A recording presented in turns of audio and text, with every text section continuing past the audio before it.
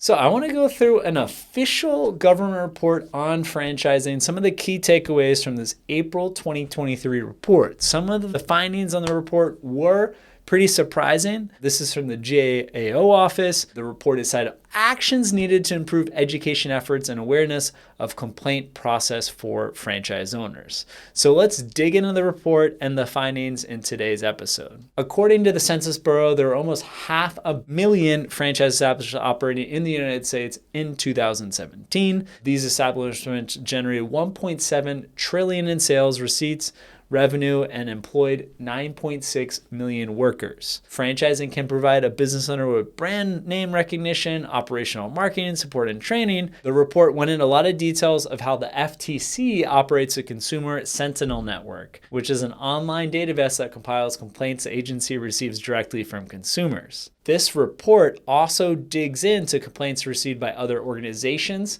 including state, federal, local, and international law enforcement agencies, as well as the Better Business Bureau.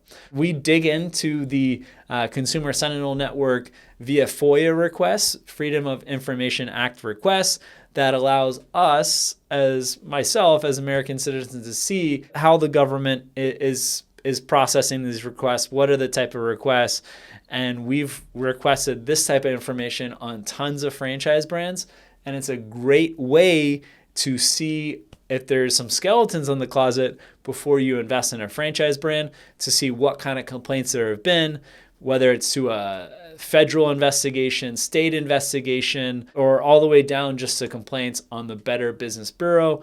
It aggregates all this data across all the franchise locations, including complaints made directly to the headquarters office. To give a scale of the number of complaints that the FTC receives, they received 20 million complaints on a wide variety of topics. The Government Accountability Office analysis for franchise-related complaints found about 5,900 complaints, representing less than 1% of all complaints the agency received during this period. So comes down basically 1 in 1,000 franchisees complained about a franchise brand. That also might include some prospective franchisees that didn't sign on the dotted line but have had certain complaints. But most of them are franchisees that are complaining about the franchise brand that they're a part of. 5 states identified 196 enforcement actions taken according to the state law against franchisors from 2019 to 2021. These included 59 enforcement actions alleging the failure to provide FDD to prospective franchisees, and 72 enforcement actions alleging that the FDD contained untrue material facts or omitted material facts. So